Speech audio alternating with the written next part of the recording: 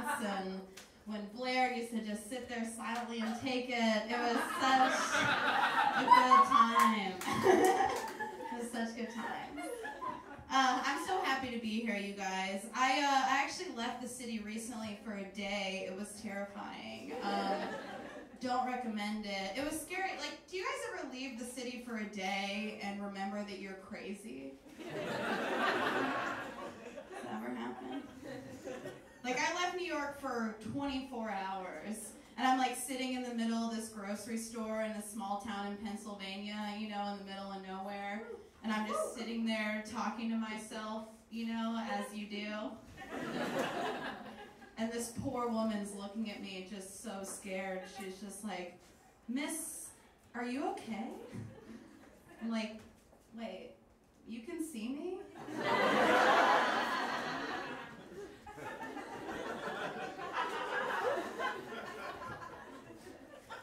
Like, I'm scared I'm getting too paranoid, you know? Like, I've gotten scared, especially with the Trump stuff recently, because I've been thinking, like, am I willing to hide people underground? And I think the answer is I'm scared. I'm like, you know, ultimately I'm scared I'm too selfish. I mean, I'll do it, but I'm like, I grew up Jewish, so when you grow up Jewish, like, we had to read Anne Frank a lot. Like, a lot, and quite a bit. And when you read Anne Frank, it's like, so Anne Frank, her entire family wiped out by Nazis. And still, what's her most famous quote that we put on her? You know, she said, "Still I believe people are generally good." Right? I'm like stuck on a crowded subway for 2 seconds. I'm like, agree to disagree. I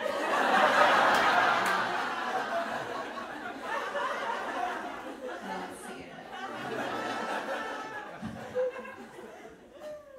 I do get stressed. Like, I'm getting stressed with the Trump stuff. Like, I don't think I could have been a journalist. I'm not judging journalists. I know it's an incredibly hard job, but I want to be in there. You know what I mean? Like, I wish I was in there. I want to be in the pit, you know? Like, I wish I could be there because I think they're making it harder than it is. Like, I just think it'd be so much easier. Like, I think I could just be in there and be like, "Mr. President, liar says what?" And he'd be like, "What?" And everyone would be like, "Oh my God."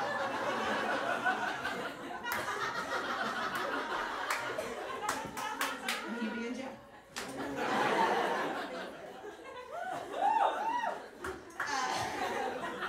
I do love the, like, Ivanka's whole thing. That's like my favorite. Like, I like how they're like, "She's the nice one. she stands for human rights." And it's like, oh, does she? Like, what does the conversation go like? You know? She's like, "Daddy."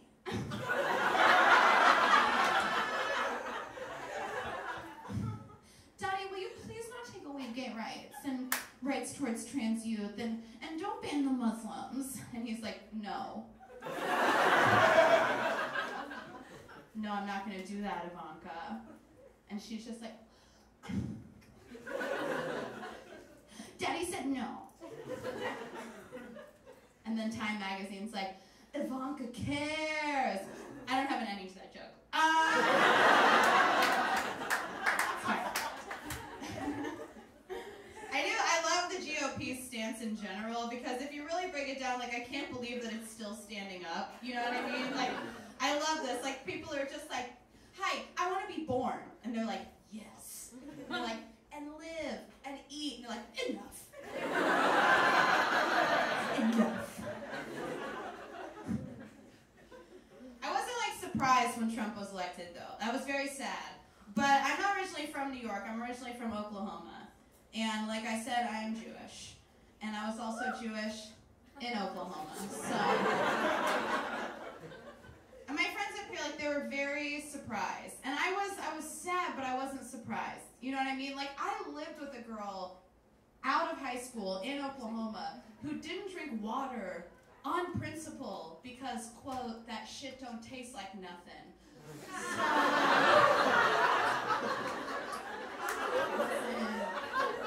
Shocked isn't the word.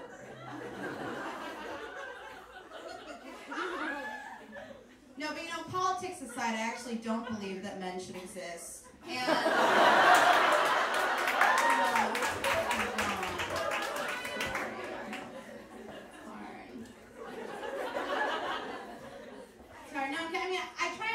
to people, like, I obviously think there's such the wrong idea about feminism, you know, and I try and explain to people all the time, you know, it's like, just because I think all men should die, like, it doesn't mean I can't be shy, right? It's not true. But I do think I'm getting paranoid, like I do. Like, I'll admit that. I don't ever like to think I'm defensive or paranoid as a woman, you know, but I did think that a door squeaking the other day was a man cat calling me. So, like, I'll admit it, you know. That happens. Like, you walk alone. When I walk alone at night, I'm super defensive. Like, I'm ready to fight, you know what I mean? And I'm walking and I just hear like what the fuck? I see the door closed, you know, but I still don't want to admit I'm wrong, like, to the neighborhoods. I'm just like, coward! You guys didn't see him. He was huge. I know I've gotten paranoid, though. I know I've gotten paranoid because my favorite thing to do in the world used to be to get high and watch nature documentaries. There's nothing better. Nothing better. I can turn off, I can unwind, you know. But now I can't even do that anymore, you know, as an adult woman. Like, I'm at home trying to relax. You know, my friends are home, I'm getting high, you know, and David Attenborough's beautiful voice comes on. And I'm watching, and he's like, and now, let's all watch as this male hippo fights this other male hippo. And whoever wins gets to have sex with any female hippo of the herd that he chooses. I'm just like pacing in front of my TV.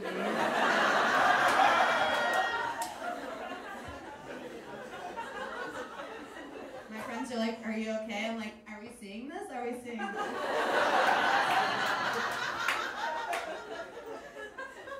I'm sorry, are we gonna sit here, guys? We're gonna do something.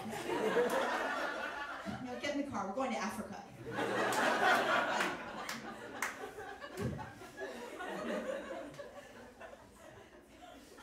Like, I don't think of myself as angry. I don't. I do like, because like guys are very defensive, you know. This guy recently online called me a militant feminist. He said, yeah, he's like, you're a militant feminist. And I'm like, where do they get this stuff, you know? I'm like, okay, technically I am training a militia of armed women in the woods.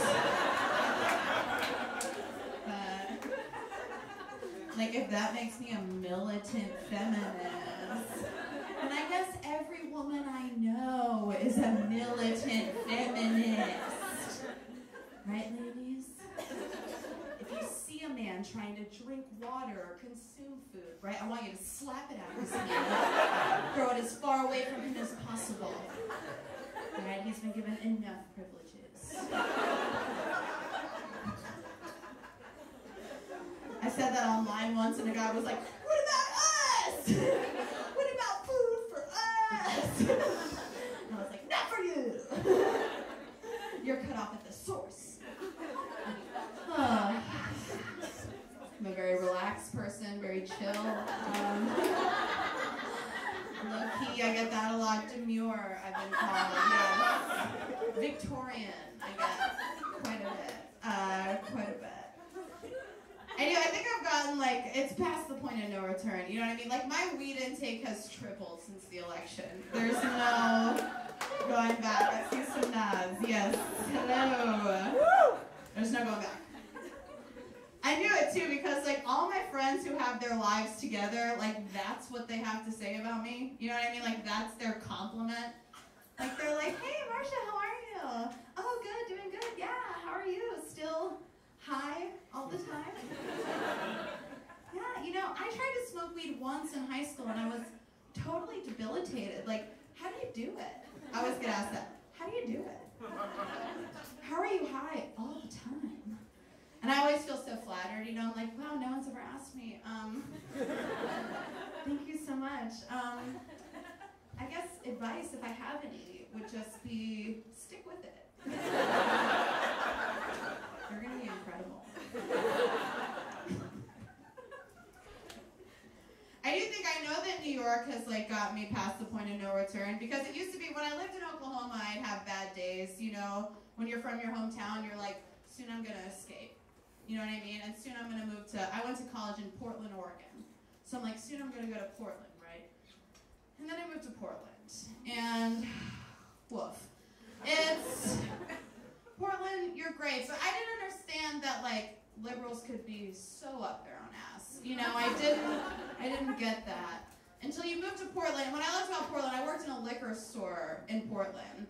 And I worked with this guy, and he was great because small talk, he would always go right in. You know what I mean? Like, I'd be like, hi, how are you? And he'd be like, hi, how are you? What are you doing for the environment? Yeah, I'm just curious. You know, like, what is it exactly you're doing for the environment? Because I'll tell you, what I do for the environment is I actually ride my bike. Yeah. Yeah, Marcia, I ride my bike. I notice you don't do that. I ride my bike. See, I ride my bike to work. I ride my bike to the grocery store. I ride my bike to school. I actually ride my bike everywhere because I think I just sort of care about the environment. I'm like, no, you have a DUI. There's a difference.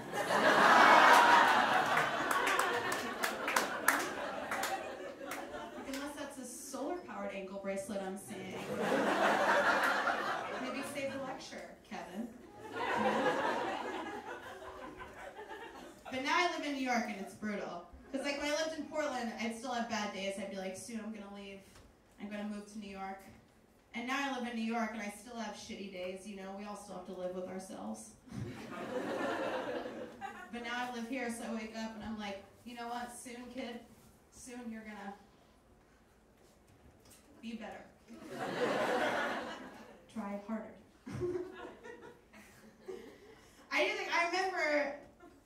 I remember like when all this started though with Trump. Like I remember, it's not distant from me. Like I remember I was still living in Oklahoma and I saw this woman who was a member of the Tea Party.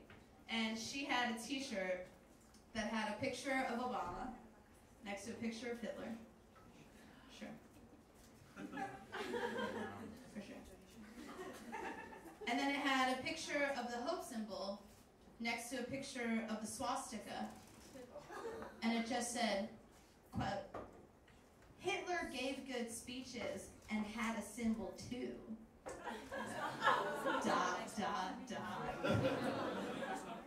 Right, I'm like, look, everyone's welcome to their own opinion is something people keep telling me. I don't agree. Never agree. I'm like, if that's true, okay, you're entitled to an opinion, I'm entitled to mine. And I have to say, as a Jewish person, reading your shirt off the bat, I have to say, those two things, oration and symbols in general, not our biggest problems with Hitler.